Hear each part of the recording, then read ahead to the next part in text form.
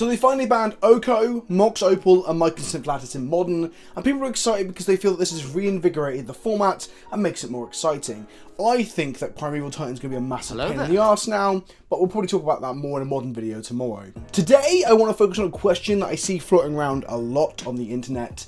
It is, how the fuck did Oko happen? How did this card get printed the way it was? Hi, I'm Vince, also known as PleasantKenobi on the internet. I am a little bit sick. Not sick of magic. I still love magic in spite of all these problems. I've got my puppy here. He's wandering around the office looking for treats or something. Say hello to the people at home. Hey, Buffy, you alright, mate? You're so licky. You're so licky. You smell like piss. Let's bath you. Distractions aside, I'm Vince, also known as PleasantKenobi on the internet. I'm actually a bit sick. Not sick of magic, but just sick a little bit. I've got some sort of bug. As you might be able to tell, my voice is going a little bit, so I'm trying to rest it. But here I am, chasing those topical YouTube views and that endorphin hit of engagement. And I'm also hoping that the gods of engagement don't forget me and the algorithm doesn't let me die. 2019 was a year. That is a true statement, in much the same way that we live in this society. It's a fucking meme at this point that 2019 was bad and that we're all looking forward to 2020 being a better year, and that was no different within the Magic community and the game itself. The game had its fair share of problems in 2019. I don't personally believe that any of the problems that I'm going to go through now are indicative of an end time or the game dying, but regardless, to ignore these issues would be, I don't know, blindly optimistic, overly positive. So we do need to acknowledge these things and hope that Wizards and us, we all learn from these things in future. One of the issues, if not one of the symptoms of the issues, is that 2019 had almost as many banned cards, or second on the number of banned cards per year list after 1999. 1999 was the year that we saw the end of Combo Winter coming into the beginning of it, and it was the year that Urza's Legacy was printed as well. That's a set known for such classics as Tinker, Goblin Welder, Palinchron. And you might think Crop Rotation doesn't deserve to be on a list for those sort of combo enablers, but it did fetch up a little card called Tolarian Academy that was printed the year prior. That was a crazy time to play Magic. Both Tolarian Academy and Time Spiral were both legal at one point or another in some of the formats that were playable. That's a yikes from me. That ain't it, Chief. Am I doing this right? Is that... Now, another reason that 1999 seems to show up as such a bad year for Magic, or at least a good year for getting things banned, is that 1999 was the year that Legacy seemed to get really shook up and shaped into a format, and there was a lot of bannings there too. I guess this is probably why 2019 is comparable to 1999, where 99 was the year that Legacy kind of got its footing. 2019 was the year that Pioneer was introduced. If you don't know, Pioneer is a format from Return to Ravnica onwards that started with the banning of the 5 fetch lands from Karn's block, and has subsequently had like weekly bannings up until recently. This has hyperinflated the numbers, but I mean, that aside, don't forget that like things like standard bannings, for example, weren't that common. When Stoneforge Mystic and Jace the Mind Sculptor were banned in standard, that was big news. It was the first cards banned in standard for years. One of the most famous bannings in standard was the Arcbound Ravager, Disciple of the Vault, and all of the artifact lands in 2005 in the original Mirrodin block, considered one of the most busted blocks in modern Magic. It took 6 years for us to see another banning in standard. Jace the Mind Sculptor and Stoneforge Mystic were banned in 2011, and mainly they are pushed to be too good for a number of reasons. There's a lot of good cards in standard at that time. We had good cantrips, we had good wraths, we even had the most powerful equipments we've ever seen, things like Batterskull being printed. And then they cut out Squadron Hawk that added the perfect storm to make a deck like Coreblade be so oppressive that standard bans were needed again. 6 more years passed without any more standard bannings. 6 years, 2017 was when we saw the next bans of Emerald Call the Promised End, Smokeless Copter, and Reflector Mage. And each of these times people were kind of in upheaval like, oh, wow, is Magic in a bad place? Is this a problem? And really, when they push power levels, these things happen. The problem is the bans didn't stop there. Aetherworks Marvel gets banned in standard in that year. The following year we had Attune with Aether, Rogue Refiner, Ramunap Ruins, and Rampaging Frostodon all banned in standard. 2019 we see some more bannings. Well, we see Rampaging Frostodon unbanned in standard in the August, Field of the Dead banned in October, and Oko, Once Upon a Time, and Veil of Summer all banned in the following November. So keep that in mind when we're talking about like, the number of cards banned, because it's not just Pioneer hyperinflating things, it seems like we're pushing towards a situation where bans are just much more common, and that might be a byproduct of some good things like pushing design space, or it might be a byproduct of bad things like not enough testing or or thought going into the cards. So how many actual cards were banned in 2019? Let's go through them very quickly. January, Modern Clan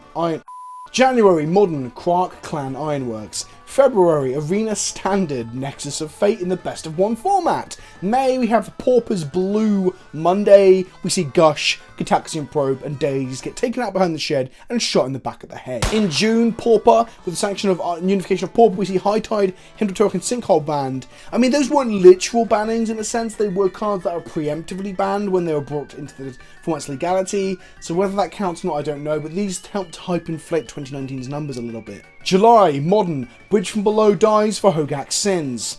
August, Standard, Rampaging Frostodon is unbanned, which is nice. Modern, Hogak is banned. Faithless Looting is also banned. Stoneforge Mystic is finally unbanned. That was the Monday after the GP Las Vegas. They did that to me because I was sat in a hotel room when I found out. I was hanging out of my arse, I was incredibly hungover, and I couldn't make a video for another perhaps day or two. A, because I was hungover, and B, I had to fly across the Atlantic. Thanks, wizards. That same time in Vintage, Khan the Great Creator, Mental Misstep, Golgari Grave Troll, and Mystic Forge are all restricted, and Fastbond is unrestricted.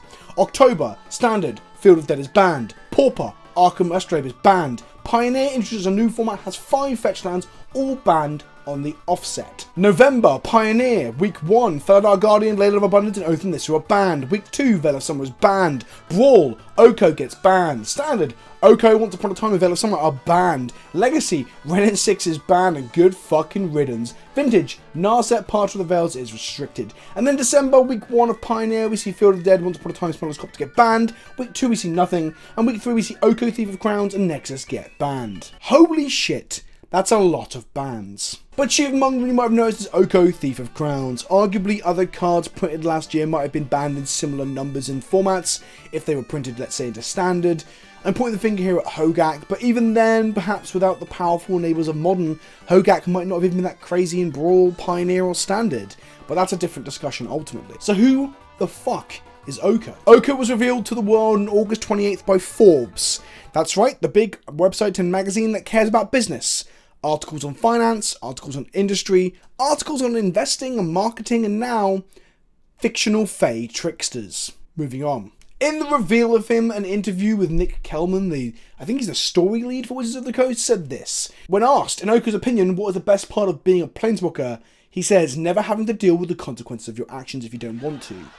This is beautifully poetic considering how many fucking times this Oko guy has been banned. He is the most banned Planeswalker in history. He's easily more banned and also more powerful than Jace the Mind Sculptor. Don't you fucking dare at me. That's not even a hot take, that's just fucking true. If you aren't aware, Eternal Weekend last year, Oko turned a Black Lotus into an Elk and killed their opponent with a fucking Black Lotus. I managed to go into GP Bologna Legacy with no buys. I went 7-0. I was on fire, variance was on my side, I had played a lot of Legacy up to then. My last round of the day 1, I lost to a deck that had Questing Beast, Oko, the fucking Goose in it, Astrolabe. It was just a list, the greatest hits of pushed cards from that year.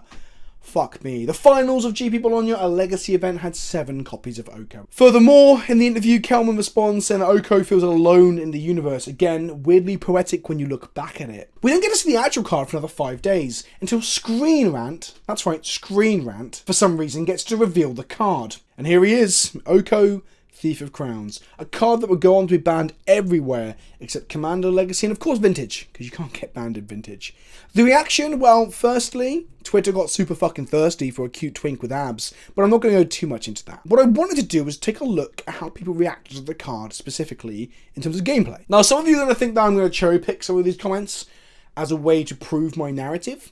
That's not true. I came into this video thinking that most people didn't understand how good Oko was. Now I hold that on Twitter, a lot of people kind of missed him, and that was where the majority of my day-to-day Magic discourse is happening. I don't think he was as underrated as cards like Goblin Rabblemaster, Arclight Phoenix, Jace Vryn's Prodigies, cards that went really under the radar then exploded in cost. I think it was obvious from the start, especially with the pre-order prices, that Oko was going to be good in some capacity. But I thought this was going to be a list of comments of people saying how bad he was, and me laughing about it and then proving that point some more. When actually it turned out collectively Reddit knew what the fuck they were talking about for once in their lives. I know we were all wondering what food tokens are, but that +1 as a beast within is pretty powerful, says Timothy N. I mean, this is the most upvoted comment on the thread, I believe. This might be really just on point. It was obvious straight away that Beast Within recurable was going to be good. I personally said that I think it was going to be a commander staple because it's recurable Beast Within with a high loyalty. I didn't really comment much on its constructed playability because A, I don't play a huge amount of standard, and B, I never thought it'd have the effects it has on other formats. The card is straight up busted. 3 mana for a card that ticks up to 6 and creates a food token, says warped by the NHK. Again, pretty on point, and they saw this coming from a mile off. Sarah Hunt said the card is poorly designed. I like these comments because they're so vague and so non-committal that you can come back 4 or 5 months down the line and be like, oh, I said it was poorly designed because the card was bad, or oh, I said the card was poorly designed because the card's too good. I enjoy these. I like to think that the people leaving them are doing that on purpose so they can be on the correct side of history further down the line when some fucking beardy boy from England reads out their comment in a YouTube video. AFK Bot Gold Elite says, this is going to steal a lot of Risen Reefs or Yaroks in elemental mirrors and turn off even more Reefs, Yaroks and Omnaths and Cavaliers. In a likely Risen Reef meta, this will see play. Golos 2 says AGTK. Matchmem says Golos is a problem now, and then AGTK calls it by saying Golos is probably going to be the main pairing with Field of the Dead in future. Golos Yarok field decks will probably be in the top few tiers. Fucking nailed it. This is an interesting point. ZXAS the Bear asks, does the +1 get eroded to until your next upkeep or end of turn? We've had some examples of this in recent standard where cards have been printed and they've had to go, oh, by the way, it's until end of turn because they haven't clarified that on the card. Some people, and this person's not the only one, thought that perhaps that was what had happened here. They just missed some text off of it. People also thought the reminder text for food might be missing. So yeah, that's an interesting point. Was that a mistake? Was that a last minute change? I'll come to that in a moment. So many existential questions here like, is food an artifact? If it is, then that he can +2 1 turn, then +1 to make his food token into a 3/3. This person here saw it coming, which is really relevant because a 3 mana and going up to 6 loyalty on the turn he's played, so odds are that he isn't dying before your next turn, and the elk can then attack immediately or hold back to defend Oko, says Mildly Insane Owl.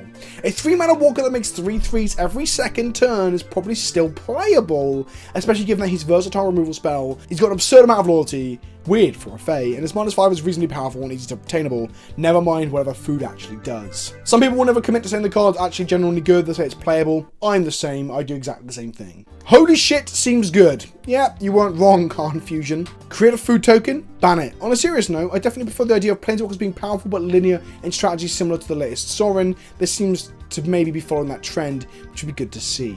So Vile Stride, with a lot of upvotes here, I think it's in the Spike Reddit as well, is saying that this card, because it makes food, felt linear. And linear design spaces for Planeswalkers might be better because then they aren't the obnoxious, well, shit show that it could become. I like the rationale and reasoning, I just think that this person misread what Oko did. It ended up not giving a shit about food tokens, but giving a shit about turning everything into fucking elk. This is going to be lost in the slew, but whatever. I think food is going to be a parasitic mechanic that only some cards care about and they're going to get bonuses from. They're going to be typeless permanents with no effects. Didn't get lost in the slew, Basement W. I know you got -1 vote, but I'm going to read you out now because, yeah, you were wrong, my friend. Modern 2 out of 10, says Baron MW. They then go on to say that basically the +1 to make a 3/3 seems really good. And if you have a way to deal with 3/3s, whoa boy, you're gonna get wrecked. So while you're at 2 out of 10, they went on to explain how the card's actually generally quite good and kind of nail it in terms of explaining why the card is good. I'm lost for words. That's great. You got the score so very, very wrong, but the description so very, very right. Who would have thought of a repeatable Beast Within on a 3 mana walker with a 4 starting loyalty was a good idea, says Grixis. Holy shit, people saw this coming from a fucking mile off. The fuck is a food token and why can he go up to 6 loyalty the turn you play him? The anger from the initial fuck, it really brings home the point here of like, the loyalty is bizarre. Up to 6 is fine, given he has no emblem or game-ending ultimate ability, says Varglord. That's something we're going to come to in a moment in terms of balancing and why the mistake was made. Oh no. He's hot. Not really a fan of the mythic version, to be honest, says the Blue Supernova. Well, me neither, buddy, but the card's still really fucking good. I already hate playing against him. Oh, that was good. Can someone explain why this needed 4 loyalty and 2+ abilities? 1 is a +2. Because what's more fair than a turn 3 Planeswalker with 6 loyalty? And then from a deleted account, the response is interesting. It's been said before that Green's overall strategy is to tank some hits while building up for a counterattack. Oko gives your opponent ways to kill him, so being a big beefy guy is his only defense. He's only blue-green, so stealing tempo is all the color pair really does. Taking up your opponent's time is very blue-green. Now, I don't get this whole building up to then counterattack thing with green, because I feel like green is actually a very proactive strategy, so I'm not sure if I agree with that. I do like the idea that he was balanced to have high loyalty to defend himself, but yeah, it's still pushed as fuck. So yeah, it looks like, and like I said, I didn't cherry pick those. I was actually looking quite low down in the comments. I went all the way through trying to find comments of people who didn't get it. And there really wasn't that many. People who stayed very quiet on Reddit to avoid being wrong on the internet, or fucking nailed it. So maybe the sample size is just showing the people who had the bravado to list out their responses. Also, I don't know if I could check if any of these were edited. And there was very few deleted comments. People weren't hiding their shit old opinions. Now, when I tweet about this on Twitter saying this is going down in history as one of those cards that people didn't really see coming, but everyone pretends they did, a lot of people admitted they didn't see Oko coming, myself included. I thought he was good, I just didn't think he would dominate standards and moderns and legacies and other formats either. So what's wrong with him? How did this happen? Well, the first thing is his loyalty goes up really high, and as that user on Reddit said, perhaps this was a way of him defending himself, or being able to take some hits, tank some hits. Now, I get that on a walker that doesn't do something so proactive as make a 3-3, but the fact that it can make its own food or food lying around in its own environment, its own standard environment, into a 3-3 elk, already gives it a way to protect itself. And one of the checks of a planeswalker is, can it protect itself? Normally by making tokens, like in the case of Elspeth's Sun Champion, or just go up to really high loyalty, like a lot of other shit planeswalkers that never saw any play. In this case, it does both, but the other important thing is that's a 3 CMC Planeswalker, so it comes down very early. It also comes down on turn 2 off of a Dork. Now, for the longest time, we didn't have 1-mana Dorks in Standard, but we did have Gilded Goose this time around. Now, one of the interesting things is that people were pointing out how good this card was, especially even just for Standard, not even talking about Modern or Legacy or anywhere else, but just for Standard, without knowing that Gilded Goose was just around the corner. The funny thing is that like Wizards of the Coast and the design team, the play design team, or whoever gets their fingers in this pie, didn't know Oko was going to be good, but they did know a 1-mana Dork was around the corner that also makes food that plays into the sub-theme of the set. Yeah, that's weird. Next up, I guess we can talk about, was it balanced because of colours? There's an idea in Magic that, or at least traditionally, conventionally, that if a card is multiple colours, its mana cost is harder to hit. This card can only be played in decks that can generate both blue and green mana. The problem is, there's a 1-mana Dork that produces any colour of mana coming into Standard, so that already makes this not a problem. Then when we move into other formats, we have Birds of Paradise and other powerful fixing options, like, I don't know, fetch lands into shock lands, for example, or, heaven forbid, the new egregious example of fixing in Astrolabe. That means a deck can play any fucking colour it wants, as long as it has some snow basics in there. This means that the whole 2-colour thing actually isn't that much of a restriction. Sure, there is a restriction to it, but it's not very big, and it's not very good at balancing out power levels. Next up, we have this idea that the card can be used both aggressively to churn your own creatures into 3/3s, upgrading smaller creatures, upgrading food tokens or clue tokens or Mox Opals or other useless artifacts. Is that too soon? That Mox Opals uses, is that too soon? We'll come to that more in a moment. But also it can turn your opponents like 7/7 Tramplers into just a 3/3 Elk. They lose all abilities, their power and toughness changes to 3/3. Yeah, it's pretty fucking good. It's a recurable beast within that doesn't put the body in the graveyard, so it won't grow someone's Tarmogoyf for land to recur creatures with recursion either. Also, when you make the Elk on your side, if it's an artifact that's been in place since the last turn, like the food token, it effectively has haste as well.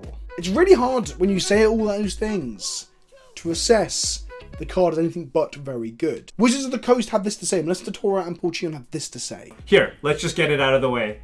Somebody's going to ask, hey, what's the deal with Oko? What happened with Oko? What are your thoughts on Oko? So Oko had a goal to be a strong card in Standard, but we did underestimate how strong the +1 is on as a defensive ability to like remove other creatures and artifacts. So Oko is stronger than we thought it would be, and we are monitoring the format to see, how things are gonna shake up after the MC, looking at data and stuff. Yep. So we know it is very strong. They hadn't considered how good it was at targeting your opponent's stuff. These are two former pros saying this, and I have no ill will towards them either way. I think they're going to do a good job. I know this video doesn't sound like it, but that's interesting to me because it sounds like they didn't really get to play with the card much. Now, there's a team called Play Design that are meant to play or at least improve the quality of Magic tournaments according to the Gamepedia wiki. As far as I understand, this team was brought in when Wizards of the Coast missed the copycat combo being printed into the same block. It's been twin-esque infinite combo between Felidar Guardian and Saheeli Rai. Now, one of the things I'm going to come to when talking about how mistakes like this are made is that when you unleash toys or tools to a audience of hundreds, thousands, potentially millions of people on the internet, they will solve things like this. That was a very satisfying click.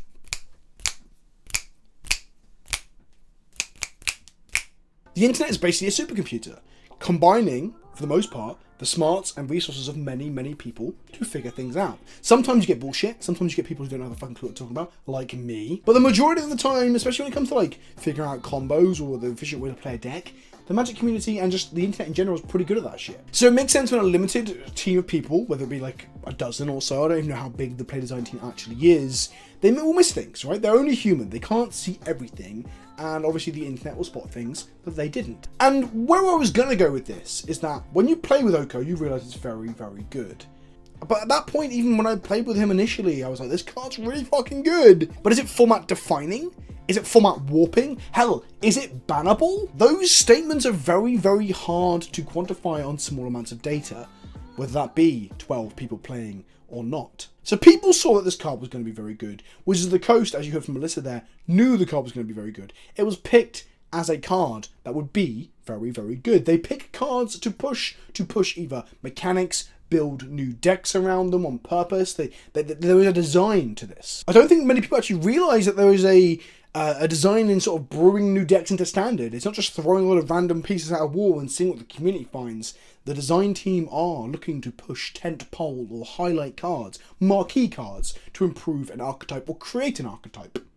Case in point, Helliod in the new set. He is there to make all the life gain shit cards I could give him to white good. What other ways was he balanced? Well, he doesn't have a game-ending ult, but it doesn't really matter because the recurring card advantage of a Planeswalker, which is an inherent issue of Planeswalkers by design, is very, very good. So again, they didn't give him like a fourth ability, an ultimate that just ends in the game like a lot of walkers had pre-War with Spark. I really liked that personally when I first saw the card. I like that design space of not having that ultimate, but the rest of the card is still too fucking good. Oh, and back on the colour thing, the restriction colour thing. Imagine if he was white. Would he be as good? Would he be bannable if he was mono white? Probably not. He was printed into the best colours in Magic. Blue is the second best and green is by far the best nowadays. And then the other thing is like, were there other mistakes? Was into end of turn or into end of your next turn meant to be on the card? And they just left it off, and the design template got left on. No one's admitted this yet. Was it changed before it left the door? Jace the Mind Sculpting, Numazara Jitte, and Skull Clamp were all examples of cards that became busted good, and then bannable in their standards and other formats because of changes that were made before they left the door, because of not being feel powerful enough, had to be pushed. Jace was pushed to push as the poster boy of the set, much like Throne of Eldraine was. See, it's capitalism. Selling packs is bad. Why can't we all just live in a socialist, Marxist fucking... Yeah! And this brings me, after a long rambling talk about Oko, to my last point. Bannings. The verdict is out for me whether bannings on the whole are a good thing or a bad thing. I, as a Magic content creator who gets to rent his cards, play primarily digitally, and play a lot of different decks for streams and Channel Fireball videos and my own videos, I like variety, and formats changing and getting shook up.